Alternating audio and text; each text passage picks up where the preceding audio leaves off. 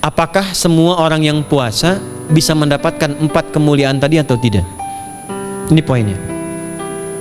4 itu kalau digabungkan jadi takwa namanya. Singkatnya, apakah semua orang puasa pasti bertakwa? Ya, tanya-tanyakan Al-Quran. Apa jawaban Allah di Al-Quran? Dijawab langsung di ayat Siyam. Al-Baqarah ayat 183. Ya ayyuhalladzina amanu kutiba alaikumus kama kutiba alal ladzina min la'allakum. Nah, kalimat tattaqun itu diawali dengan kata la'allakum. La'alla itu namanya harfu taraji. Saya ulang ya, di ilmu nahwu la'alla disebut harfu taraji. Al-Imam As-Suyuti berkomentar begini, setiap ada satu harapan, keinginan besar yang ingin dicapai, tapi diawali dengan kata la'alla atau la'allakum, ini menunjukkan bahwa harapan itu, harapan itu tidak mungkin bisa dicapai kecuali dengan kesungguhan, keseriusan. Jadi ketika Allah menutup kalimat puasa, ayat puasa dengan kata la'allakum, seakan memberi kesan tidak semua orang puasa akan mendapatkan kenaikan takwa dan jaminan 4 kemuliaan tadi kecuali orang yang serius puasanya, orang yang sungguh-sungguh puasanya. Karena itulah, untuk menunjukkan kesungguhan itu, bagian terakhir kita, Nabi memberikan 3 amalan utama. Saya akan bacakan dengan cepat 3 amalan utama yang dikuatkan oleh beliau kepada para sahabat sebelum tiba Ramadan, dan sampai sekarang menjadi kurikulum Ramadan Nabi. Jadi kalau ibu bapak ingin mengeluarkan kurikulum Ramadan Nabi, nanti bikin agenda saat Ramadan ya, supaya nggak pusing nanti kalau masuk hari pertama apa yang dikerjakan, hari kedua apa yang dikerjakan, subuh apa, siang apa, sore apa. Cuman nanti saya berikan 3 yang pokok ini. Ada 3. 1, meningkatkan sholat. Saya ulang ya, meningkatkan apa? Sholat. Kalau meningkat secara singkatnya berarti bertambah dari yang sekedar fardu, tambah dengan apa? Sunnah. Maka dari sekarang keluarkan semua jenis sholat-sholat sunnah. Keluarkan dari sekarang apa saja, siang dan malamnya. Yang rawatib, ada berapa rawatib? Rawatib 12. Ya, rawatib itu yang melekat dengan sholat fardu dan menentukan untuk memperbaiki sholat fardu, menambah. Jadi kalau kurang khusyuk ditambah dengan sunnahnya, disebut rawatib. Bisa sebelum, bisa setelah sholat fardu. Ada 12 dari hadis Nabi sallallahu alaihi wasallam. Man shalla isnatai asyrata raka'atan, siapa yang sholat 12 rakaat fi yaumin wa lailatin, yang mengiringi sholat fardu siang dan malam, ya, bunyalahu bihinna baitun fil jannah, maka akan dibangunkan baginya satu rumah di surga kalau konsisten menunaikan 12 itu sampai meninggal dunia. Sahabat yang mendengar itu mengatakan kompak semuanya, sejak mendengar hadis itu kami usahakan istiqomah sampai meninggal tidak meninggalkannya. 12 itu 2 sebelum subuh, cepat. 4 sebelum zuhur, 2 setelah zuhur, 2 setelah maghrib, 2 setelah isya.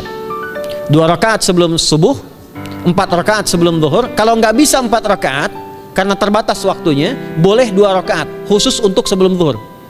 Kalau nggak bisa 4, boleh berapa? 2. Dalilnya hadis Ibnu Umar radhiyallahu taala anhuma. Kata beliau, hafidtu asyra rakaatin, saya hafal 10 rakaat dari Nabi sallallahu alaihi wasallam salat sunnah. Maka menyebutkan sebelum zuhur 2 rakaat. Baik, jadi 12 ya. 2 sebelum subuh, 4 sebelum zuhur, 2 setelah zuhur, 2 setelah maghrib, 2 setelah isya. Ini yang disebut dengan rawatib. Jamak dari kata ratib. Di luar ini mutlak. Mutlak ini ada yang berdampingan dengan salat fardu, ada yang terpisah. Contoh yang berdampingan, 4 rakaat sebelum asar. 4 rakaat ini bukan disebut rawatib, tapi salat mutlak. Cuma waktunya berdampingan dengan salat fardu. Jadi dia nggak memengaruhi salat fardu, cuma punya keutamaan sendiri. Apa keutamaannya? Hadis Ibnu Umar radhiyallahu taala anhuma, ketika beliau menyampaikan qala Nabi sallallahu alaihi wasallam, rahimallahu ra'an shalla qabla al-asri arba'an. Allah akan menambahkan rahmat pada orang yang terbiasa salat 4 rakaat sunnah sebelum salat asar. Jelas ya? Baik. Kemudian apalagi setelah itu? Salat di antara 2 adzan dan 2 adzan ini, adzan dan iqamah. Ya, di antara adzan dan iqamah. Tahiyatul masjid. Apalagi misalnya salat duha. Duha dibagi 3. Awal duha itu kurang lebih 1,5 jam setelah salat subuh. Subuh sekarang misal 4:30, maka jam 6 muncul awal duha. Namanya syuruk. Saya ulang, salat apa namanya? Syuruk itu salat awal duha. Jumlah rakaatnya 2 rakaat. Man shalal ghadata fil jama'ati thumma yaqudu yadhkurullah subhanahu wa ta'ala fayusalli rak'ataini fakana alaihi ka ajri umratin wa hajjin, ya ka ajri ummatin wa hajjin tamatan. Siapa yang salat subuh 2 rakaat dengan berjamaah, ya, dan umumnya kalau berjamaah bisa ke masjid di masjid. Kalau tak mampu ke masjid, tunaikan di rumahnya. Setelah itu tidak beranjak dulu, dia duduk untuk berzikir kepada Allah. Zikir itu bisa baca Quran. Quran surah 15 ayat 9 itu Quran disebut dengan zikir. Quran surah 54 ayat 17, 22, 32, 40 itu Quran disebut dengan zikir. Bisa baca Quran, bisa berdoa. Doa disebut dengan zikir. Quran surah ke-7 ayat 205. Ya.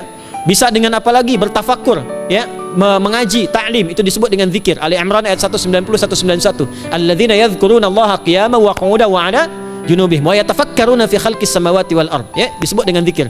Bisa bertasbih. Zikir pagi petang, kalimat-kalimat thayyibah ada itu di Quran surah ke-4 ayat 103. Jadi habis salat subuh zikir dulu. Doa dulu, zikir dulu, belajar dulu, tafsir dulu. Setelah itu muncul syuruk. Perjalanannya disebut isyraq, melewati masyrik, 1 tombak bayangan, dia salat 2 rakaat, itu pahala salatnya senilai haji dan umrah. Sempurna. Bukan sudah haji, bukan. Mau kemana? Ibu mau haji dulu? Tidak. Ya, hajinya nanti bulan Dzulhijjah. Tapi senilai haji dan umrah itu 2 rakaat. Awal duha disebut apa? Syuruk. Pertengahan duha sekitar jam 9 jam 10. Jumlahnya 2 sampai 4 rakaat. Ya, 2 sampai 4 rakaat. Apa fungsinya? 1, mengganti seluruh zikir yang ada dalam tubuh kita. Mata berzikir, telinga berzikir, lisan berzikir, bisa diganti dengan 2 rakaat duha. Itu waktunya pertengahan duha. Kurang lebih dari jam 8, 9, 10 lah, kurang lebih 3 jam itu, ya. Yang kedua, bisa menghambat atau menghentikan, menahan satu musibah umum. Misal ada kebanjiran nih atau macet nih. Orang-orang kena macet. Bapak yang biasa sholat duha pertengahan itu tiba-tiba ditolong oleh Allah, dibebaskan. Tiba-tiba ada orang datang, Pak lewat sini di sana macet, atau dibimbing ada kontraflow. Itu manfaatnya duha tuh. Yang pertengahan. Yang terakhir adalah akhir duha, sekitar jam 10 sampai jam 11 menjelang ke zuhur. Ya, akhir duha itu jumlahnya dari 2 bisa 4 sampai 8 rakaat. Di antara manfaatnya bisa mempermudah datangnya rezeki dengan izin Allah Subhanahu wa taala ketika ikhtiar. Itu duha. Nanti ke malamnya silahkan tahajud, tingkatkan tarawihnya sampai ditutup dengan witir. Itu salat. 2 yang terakhir saya cepat. 2 yang terakhir adalah banyak berinteraksi dengan Al-Quran. Ada 3 caranya. 1, banyak membaca. Itu namanya qiraah. Silahkan Bapak Ibu siapkan dari sekarang. Targetnya khatam misalnya 1 kali berapa juz? 30 juz. Kalau mau gampang bagi 30, berarti 1 hari berapa? 1 juz. Paling gampang lagi, supaya nggak capek ngajinya, supaya nggak capek, bagi 1 juz 5 waktu salat. Contoh, juz pertama itu Al-Baqarah plus Al-Fatihah. Al-Fatihah saya nggak hitung lah karena sudah hafal ya. Al-Baqarah itu 141 ayat, juz pertama. Bagi 5, 28. Jadi setiap ketemu waktu salat, bagi 2 lagi, 28 bagi 2 berapa? 14. Sebelum sholat baca 14 ayat, setelah sholat baca 14 ayat. Itu 14 ayat tuh paling-paling nggak nyampe 5 menit Bu, Pak. Kalau investasi 10 menit setiap waktu sholat bagi 2 kita baca 14 ayat, itu insya Allah selesai Ramadan khatam Quran. Itu udah rumus. Ya, tidak cukup dengan amin, siapkan dari sekarang. Siapkan. Ya. Kemudian mengkaji, kajian, tilawah. Itu tilawah itu di hadis Muslim pahalanya banyak. Ya, majtama'a qaumun fi baitin min buyutillahi. Ya, kita ngajinya Quran hadis ya, biar ya, apa lebih kuat dalilnya. Majtama'a qaumun fi baitin min buyutillahi yatsluna kitaballahi wa yatadarasuna fima bainahum. Ya, siapa yang bisa tilawah Quran, ngaji, tafsir, keluarkan misalnya untuk Ramadan 10 hari saya pengen tahu Al-Fatihah. Itu ketika dilakukan punya 4 keutamaan. 1, ghasyiyathum rahmah. Selama ngaji rahmat Allah dibentangkan. Kalau pengen doa cepat dikabulkan, kalau istighfar diampuni.